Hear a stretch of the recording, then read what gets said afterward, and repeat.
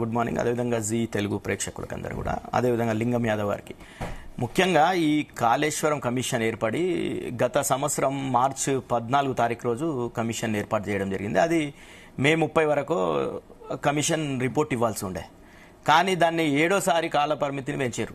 మొన్ననే కాల పరిమితి పెంచిన తెల్లారి ఈ నోటీసులు నిన్న జారీ చేయడం జరిగింది.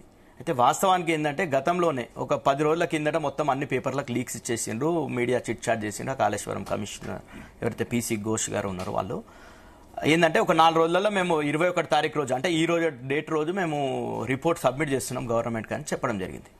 కానీ మళ్ళీ ఏ ఒత్తిడి మేరకు మళ్ళీ కేసీఆర్ గారికి కావచ్చు, ఈటల రాజేందర్ గారికి, హరీష్ రావు గారికి నోటీసులు జారీ చేసిన అనేది మనం అందరు కూడా ఇది రాజకీయ కుట్ర కోణం దాగుంది అనేది తెలుసుకోవాలి. వాస్తవ విషయానికి ఏంటంటే ఈ రోజు రాష్ట్రంలో ఉన్నటువంటి కాంగ్రెస్ కావచ్చు, దేశాన్ని పాలిస్తున్నటువంటి బీజేపీ కావచ్చు, ఈ రెండు కూడా కుట్రలో ఈ కుట్ర భాగస్వామ్యం అయినాయి. ఎందుకంటే కాళేశ్వరం అనేది తెలంగాణకు దాదాపు 13 జిల్లాకు మొత్తం కూడా వరప్రదాయినిగా ఉంటూ మొత్తం కూడా మనం ఏ రకంగా గతంలో ఎందుకు 2014 కన్నా ముందు కూడా వర్షాలు పడ్డాయి, అన్ని వర్షాలు పడుతూనే ఉన్నాయి కదా ప్రతి సంవత్సరం, కానీ ఎందుకు పంటలు వండలే? వరి ధాన్యంలో మొత్తం కూడా దేశం పంజాబ్ ని తలదన్ని నంబర్ 1 స్థాయికి ఎందుకు చేరింది? ఇవన్నీ తెలంగాణ ఉద్యమం ఎందుకు మొదలైంది? తెలంగాణలో గతంలో ఆంధ్ర సమైక్య పాలనలో అందరూ కూడా ఏం చెప్పారంటే నీళ్లు పల్ల మెరుగు అని, అంటే కిందకున్నాయి నీళ్లు కిందకున్నాయి, ఎత్తులో తెలంగాణ ప్రాంతం ఉంది, ఎత్తైన ప్రాంతంలో, కాబట్టి మీకు నీళ్లు మీకు రావు అని చెప్పేసి చాలా అవహేళన చేసినటువంటి చూసినాం. కానీ కేసీఆర్ గారు వచ్చిన తర్వాత lift irrigation, multi stage lift irrigation Kaleshwaram దాన్ని రీడిజైన్ ఎందుకు చేయాల్సి వచ్చింది? ముఖ్యంగా ఇక్కడ అందరు కూడా తెలవాల్సింది ఏంటంటే తుమ్మిడి హెక్టి అనే దగ్గర వాళ్ళు ఫస్ట్ ఆ రోజు జలయజ్ఞంలో భాగంగా రాజశేఖర రెడ్డి గారి ప్రభుత్వం 2007లో అది ప్రపోజల్ చేసింది, ప్రాణహిత చెవెళ్ల ప్రాజెక్టు.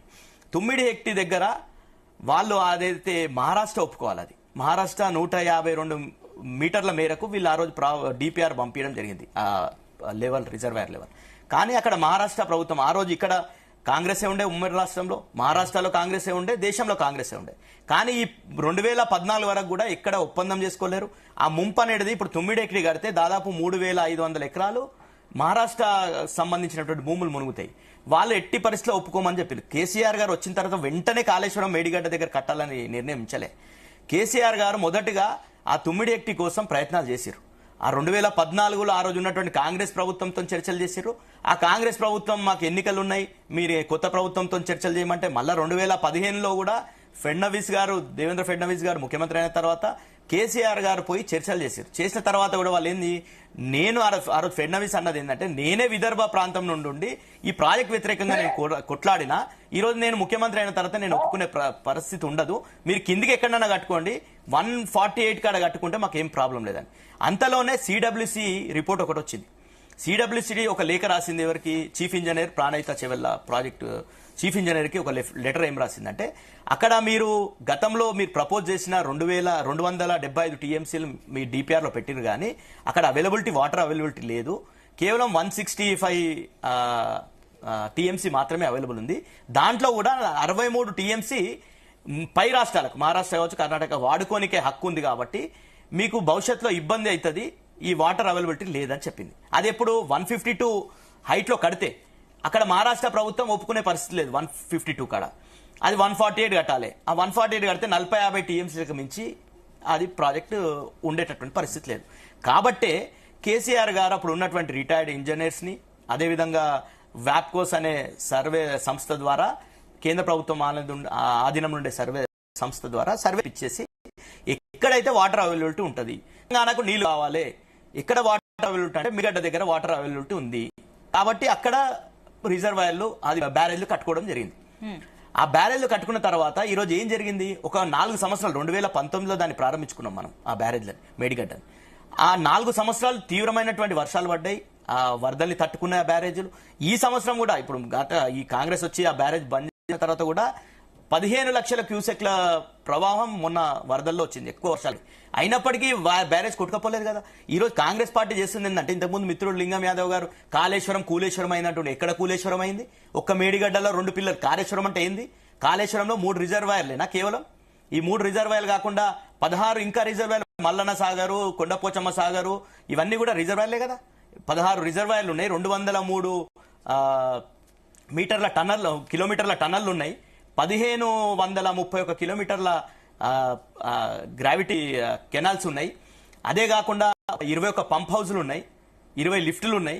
ఇట్లాంటివి అన్ని కూడా ఏదో మొత్తం కాళేశ్వరం 1,00,000 కోట్లు మొత్తం కూడా మునిగిపోయినట్టు ఒక 2 పిల్లలు కృంగితే ఇంతకుముందు చెప్తున్నట్టు నాగార్జున సాగర్ల లీకేజీలు కాలేవా, శ్రీశైలంలో లీకేజీలు కాలేవా, ప్రకాశం బ్యారేజ్ లో లీకేజీలు కాలేవా? ప్రాజెక్ట్ ఎప్పుడు కట్టినా గానీ, ఎప్పుడు బ్యారేజ్ కట్టినా వీళ్ళకి చాలా మంది తెలియదు ఏంటంటే ఇసుక మీద కట్టిరు. ఇసుక అరే తెలివి ఇసుకలనే ఉంటది, నదిలో ఇసుకనే ఉంటది, ఇసుక మీద కట్టాల్సి ఉంటది. అన్ని కూడా అన్ని నామ్స్ పాటించి ఒకటి డిజైన్ గురించి మాట్లాడితే కూడా రీడిజైన్ చేసామని మీరు ఏదైతే డిజైన్ విషయంలో పూర్తిగా రాజకీయ నేతలే దీనికి సంబంధించి నిర్ణయాలు తీసుకున్నారు. అండ్ ఇంజనీర్ల వాంగ్మూలం ప్రకారం చూసినా రాజకీయ నేతలే తీసుకున్నారు, మొత్తం కేసీఆర్ నిర్ణయాలే అంటూ కూడా అంటున్నారు. దానికి ఏమంటారు మరి? వాస్తవ విషయం ఏంటంటే వాటర్ అవైలబిలిటీ కావాలి. కేసీఆర్ గారు ఏం చెప్తారంటే ఎక్కువ వాటర్ అవైలబిలిటీ అయ్యేటటువంటి ప్రాంతం ఏడుందో అనేది అడుగుతారు.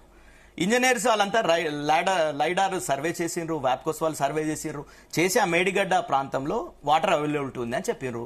దానికి అనుగుణంగానే టెండర్లు పిలవడం జరుగుతుంది, ఇంజనీర్లు అంతా కూడా డిజైన్ చేయడం జరుగుతుంది, దాన్ని కాంట్రాక్ట్ కంపెనీ కట్టడం జరుగుతుంది. ఈ దాంట్లో జరిగిన దాంట్లో చిన్న జరిగితే వాళ్ళు ఎల్ఎన్టీ సంస్థ అది కట్టింది మేడిగడ్డ. వాళ్ళు చెప్పింది ఏంటంటే మేము మాకు అనుమతి ఇస్తే మేము మళ్ళీ దాన్ని రిపేర్ చేస్తామన్నారు. కానీ ఈ ప్రభుత్వం ఈ కాంగ్రెస్ ప్రభుత్వం మొత్తం అబద్దాల పునాల మీద మొత్తం కేసీఆర్ గారిని, కేసీఆర్ కుటుంబాన్ని బదలా చేసి రిపోర్ట్ ఈ రోజు ఉత్తమ్ కుమార్ రెడ్డి గారి స్టేట్మెంట్ కూడా చూడండి మీరు. జియో ఫిజికల్, జియో తర్వాత టెక్నికల్ సర్వేలు చేపించి అసలు అది ఎందుకు కృంగిందో ఇప్పటి వరకు కూడా దాని నివేదిక లేదు. ఎన్డీఎస్సీ రిపోర్ట్ ఎక్కడ కూడా ఎందుకు కృంగిందని కూడా చెప్పలే. అదే విధంగా వీళ్ళు ఇంతకుముందు ఒకటి విజిలెన్స్ రిపోర్టు తెప్పించుకోరు ఈ ప్రభుత్వం. విజిలెన్స్ రిపోర్ట్ లో కూడా ఆ సిమెంట్ వర్క్ ఇవన్నీ జరిగింది 100% కి 124% క్వాలిటీతో జరిగిందని చెప్పి విజిలెన్స్ రిపోర్ట్ ఉంది. ఎక్కడ కూడా జరిగింది ఏంది, మీరు రిపేర్ చేయాలి, ఏమన్నా జరుగుతాయి. ఇప్పుడు సుంకిశాల కూలిపోయిందండి, ప్రభుత్వం వచ్చింది, సుంకిశాల కూలిపోయింది, 70-80 కోట్ల నష్టం జరిగింది. నష్టం జరిగిన తర్వాత హెచ్ఎండబ్ల్యూఎస్ ఏదైతే ఆ సంస్థ ఆధ్వర్యంలో జరుగుతుందో పని ప్రభుత్వానికి నివేదించింది ఈ మెగా ఇంజనీరింగ్ కంపెనీని బ్లాక్ లిస్ట్ లో పెట్టమన్నారు. కానీ రేవంత్ రెడ్డి గారు పెట్టిన మెగా ఇంజనీరింగ్ కి Narayanpet Kodangal lift irrigation project అప్పచెప్పిండు. ఇప్పుడు మూసీ ప్రాజెక్ట్ అప్పచెప్తున్నాడు మెగా కృష్ణారెడ్డి గారికి.